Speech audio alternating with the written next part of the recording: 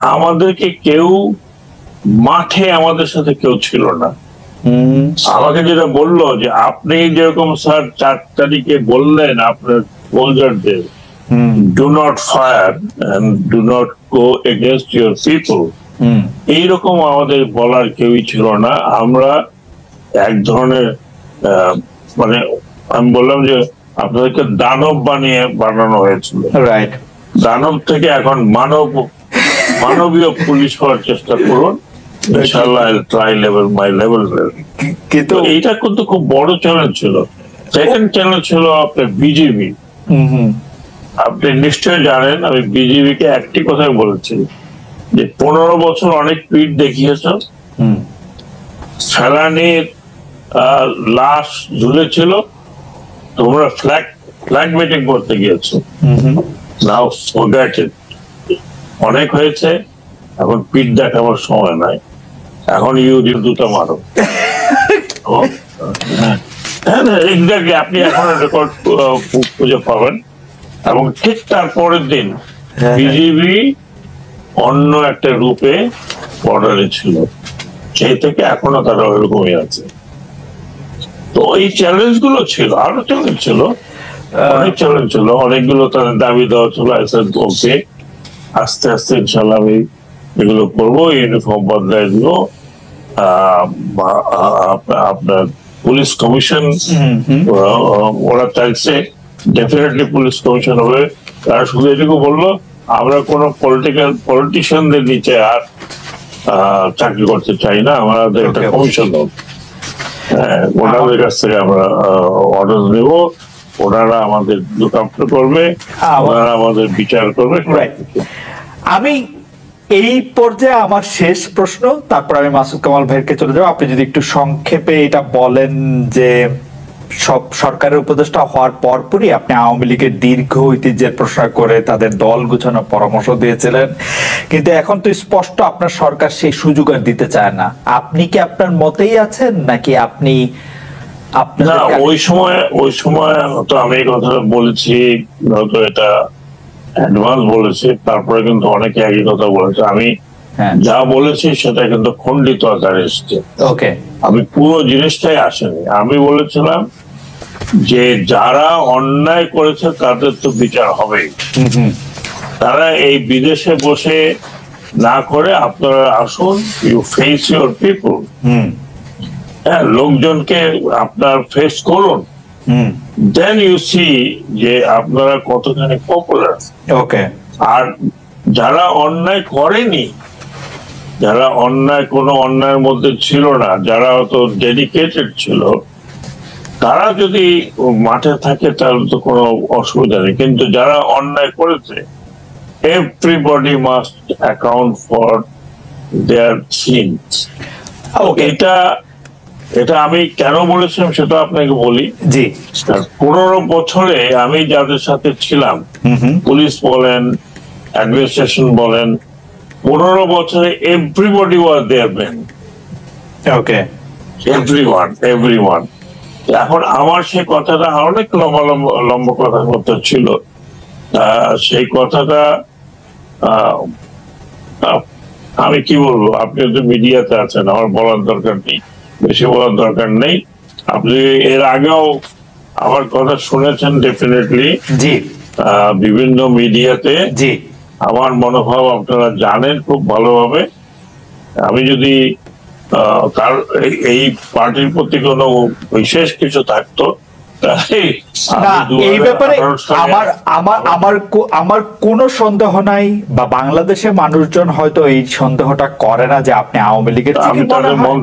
আপনার কাছে কি মনে হয় যে প্রফেসর ইউনূস সাহেব আপনার মন্ত্রণালয়টা বদলে দিলেন কোন একটা মেসেজ দেওয়ার জন্য, আপনার এই কথা বলার জন্য না বলার জন্য, নাকি এইটার সাথে এটার কোনো সম্পর্ক নাই? না, আমি তো যতটুকু মানে ওদের কাছ থেকে শুনেছি, আমার বিরুদ্ধে বিএনপির ছাত্ররা নেমেছিল, বিশেষ করে উইদাউট আন্ডারস্ট্যান্ডিং। হয়তো অনেকে শুনেই নেই আমি কি সেইটাই হয় আর বেশিরভাগ সময়। Anyway, I've forgotten that. আমার ঠিক আছে, কারোর বিরুদ্ধে কোনো অভিযোগ নেই। আমার মনে হয় যে মানে আওয়ামী লীগের সাথে আপনাকে যদি সংযুক্ত করার কারো এইরকম উর্বর চিন্তা যাদের আসে, সেটা তাদেরই দায়িত্ব, তাদের এটা। আমি আপনাকে একটা কথা বলি, জি, একটা জাস্ট ফর ইওর ইয়ে, আপনি আমাকে 2018 সালের নির্বাচনের আগে বিভিন্ন জায়গা থেকে বলেছে যে আপনি নমিনেশন নিলে আপনি একটা পর্যায়ে চলে যাবেন, ইনক্লুডিং আমাদের একটা সংস্থা। এবং আমি এটা আমি একটু জনাব মাসুদ কামালের কাছে যেতে চাই। জনাব মাসুদ কামাল, আপনাকে শোনার জন্য আসলে আমাদের দর্শকরা অনেকেই ব্যস্ত এবং বেকুল আছেন, কিন্তু আমি একটা প্রশ্ন করতে চাই যে আপনি কি ডক্টর মোহাম্মদ ইউনূস এবং তার উপদেষ্টা পরিষদের উপর রেগে আছেন? মানে প্রশ্নটা এই কারণে করছি যে আপনি প্রায় শুরু থেকেই প্রতিটা পদক্ষেপের পরের ফলের দিকে আপনি খুবই কঠোর সমালোচনা করছেন, দায়ী করছেন যে এটা আসলে দায় তাদের দেয়ার থেকে আগের সরকারের বা বর্তমানে যে চলটা চলে এসছে গত 30, 35, 50 বছরে, তার জন্য দায়ী করা যায়। কিন্তু আপনি আসলে রেগে আছেন কিনা, খুব ক্ষুব্ধ আছেন কিনা এই সরকারের উপর, ডক্টর ইউনূস সরকারের উপর স্পেশালি? আচ্ছা, ধরেন আমি একটা সে স্কুলের রেজাল্টটা একটু খারাপ করলো, অঙ্কে মনে করেন সে 100-র মধ্যে 35 পেল অথবা 40 পেল, আরো অনেকের ছেলে কিন্তু এর চেয়েও কম পেয়েছে। আমি কার উপর বেশি রাখবো? আমার ছেলের উপরে, যাকে আমি বেশি ভালোবাসি, যার উপর আমার বেশি প্রত্যাশা, তার উপর কি আমি ক্ষুব্ধ হব না? হব তো। আমি আমার সন্তানকে আরো 50 বছর পরে কি করবে, 20 বছর পরে কি করবে, আমি তো সেটা নিয়ে চিন্তিত। কাজে আমি কি বলবো না যে তোমাকে আমি ভালোবাসি, তোমার কাছে আমার এত এত প্রত্যাশা, তুমি কেন বাবা খারাপ করছো, এটা বলবো না? কিন্তু কামাল ভাই, আমি আপনাকে বটম লাইনটা বলি, আমি ডক্টর ইউনূস সরকারকে নিঃশর্ত ভাবে ভালোবাসি। প্রথম দিনও ভালোবাসি, আজকেও ভালোবাসি। কারণটা কেন? তাদের চেহারা খুব ভালো এই জন্য না, তাদেরকে আমি ভালোবাসি এই কারণে যে আমি মনে করি যে এত বছর পরে এই দেশের মানুষ একটা সুযোগ পেয়েছে যে নিজের মতো করে একটা, আমি এই প্রত্যাশার থেকে তাদেরকে ভালোবাসি। তো যখন আমি দেখব যে তারা ভালো করছে না অথবা ভালোর দিকে যেতে পারছে না, হয়তো বললাম পরীক্ষা তো এখন হয়নি, হ্যাঁ হয়নি, আমি যখন দেখছি আমার ছেলেটা অঙ্ক প্র্যাকটিসটা করে গেম খেলছে, তার উপর আমি ক্ষুব্ধ হব না? হব। তুমি তো অঙ্কে খারাপ করতেছো, কিন্তু সেই জায়গাটা, কিন্তু কামাল ভাই আপনার কাছে মনে হয়, কামাল ভাই আপনার কাছে মনে হয় সতর্ক করার চেষ্টা করেছি, কামাল ভাই আপনার কাছে বলার চেষ্টা করেছি আপনারা যেভাবে যাচ্ছেন ভালো হচ্ছে না, কিন্তু আমি যেগুলো বলেছি আপনি মিলিয়ে নেন, সবগুলি সত্য হয়েছে।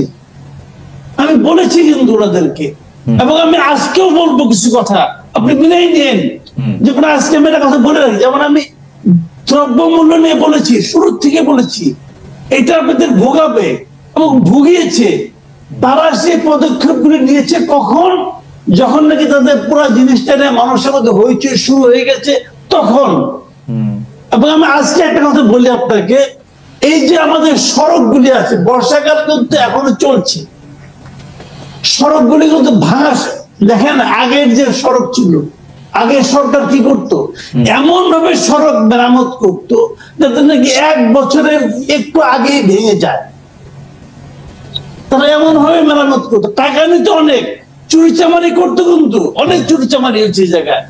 তাদের মেরামত গুলি অল্প অল্প করতে, যাতে নাকি প্রতি বছরে রিপেয়ার করতে হয় আর তাদের বিপুল লাভ হয়। এবং সড়কগুলি কিন্তু ভাঙবে। আমি এখন থেকে সতর্ক করছি, সড়কগুলো আপনারা ঠিক করেন। দেখবেন যদি ঠিক না করে আর 3 থেকে 4 মাস আপনি হাইওয়েতে চলতে পারবেন না। এখন এটা আমি বলবো না কামাল ভাই, সড়কের ব্যাপারটা আসার আগে আমি একটু দ্রব্যমূল্য নিয়ে কথা বলি। আপনি দীর্ঘকাল বলবেন যে দ্রব্যমূল্য বাড়ছে বা দ্রব্যমূল্য নিয়ে আপনি কথা বলবেন, এটা আরেক ধাপ বাড়ে। আপনি তো খুব ভালো করে জানতেন যে জানেন যে দ্রব্যমূল্য বাড়া বা এটা নিয়ন্ত্রণের বাইরে চলে যাওয়া সেটা সাময়িক, সেটা কিছু সময়ের জন্য মানুষের অতি মুনাফার কারণ, সরকারের দায় সেখানে অনেক কম। কিন্তু আপনি সবচেয়ে বেশি দ্রব্যমূল্যটা নিয়ে যদি বলি, আপনি সরকারকে এত বেশি ব্যর্থ কেন বা সরকারের ব্যর্থতাটা কেন আপনি এত বেশি দেখেছেন? আচ্ছা, দ্রব্যমূল্য বাড়লে আমি কার ব্যর্থতা বলবো? এটা তো দ্রব্যমূল্য পাল্টা প্রশ্ন করলাম, এটাকে আমার ব্যর্থতা আর আপনার ব্যর্থতা, এটা কার ব্যর্থতা? বাজার তো চাহিদার দ্রব্যমূল্য বেড়ে গেল, বেড়ে গেল কি কারণে বাড়লো সেগুলি না হয় আপনি যদি খুব শার্প হন, আমি যদি খুবই শার্প হই, আমি যদি খুব কানেক্টেড থাকি, আমি হয়তো আইডেন্টিফাই করতে পারবো যে ওর কারণে বাড়ছে। এর চেয়ে বেশি কিছু করার ক্ষমতা আমার আছে? এটা কার করতে হবে?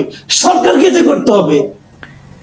সরকার যখন একজন যে চেয়ার দেখেন, এই ব্রিগেডিয়ার সাখাওয়াত হোসেন, উনি এখন যে একটা জায়গায় চেয়ারে বসেছেন, এরা কিন্তু ওখানে ছিলেন না। যখন উনি না ছিলেন তখন ওনার কাছে কি গভর্নমেন্ট যে অ্যাপারেটাস গুলো ছিল না, তখন উনি হাজার বললেও কিছু হতো না। কিন্তু যেই মাত্র উনি যে চেয়ারে বসলেন তখন কিন্তু সরকারের সমস্ত ইনস্ট্রুমেন্ট গুলো উনার হাতিয়ারে পরিণত হলো। এখন উনার দায়িত্বটা কি? হাতিয়ার গুলো জায়গা মতো ব্যবহার করা। যদি ব্যবহার কেউ না করে আর যদি বলে যে আমি লিগেসি নিয়ে আসতেছি, আওয়ামী লীগ আমলে হয়েছিল, আমি কি করব, তাহলে বুঝতে হবে কি যে উনি ওই হাতিয়ার গুলো হয় দেখতে পাননি অথবা ওই হাতিয়ার গুলো ব্যবহার করতে জানেন না। কারণ একটা প্রশ্ন শুধু করি যে এই সরকার যে হাতিয়ারগুলি পেয়েছে, আমরা যদি তাদেরকে আমলাতন্ত্র বা যারা এক্সিকিউশনার তাদেরকে বলি, তাদের যে কাজ করার ক্ষেত্রে যে রেগুলার নিয়ম কানুন, সেটা আওয়ামী লীগ সরকারের সাথে দুর্নীতি দিয়েই হোক আর অন্য কোনো বোঝাপড়া দিয়েই হোক, এটা একটা সিস্টেম তারা দাঁড় করাইছিল। এখন এই সরকার আইসা তো সেই হাতিয়ারগুলি ব্যবহার করতেছে, যেটা নানাভাবে দুর্নীতির মোর্চা পড়া, অন্যায়ের ঝামা দিয়ে ভোতা হয়ে যাওয়া, সেগুলি তারা কিভাবে আর ব্যবহার, তাদেরকে সেগুলি ব্যবহার করার জন্য আমরা তাদের হাতে পায়ে ধরছিলাম যে ভাই আপনি এই আমলাকে নিয়ে এই কাজ করেন, বলছিলাম? কেন ওনারা ওই আমলাকে নিয়ে কাজ করছেন? কেন ওনারা ওই সচিবকে নিয়ে কাজ করছেন? আমি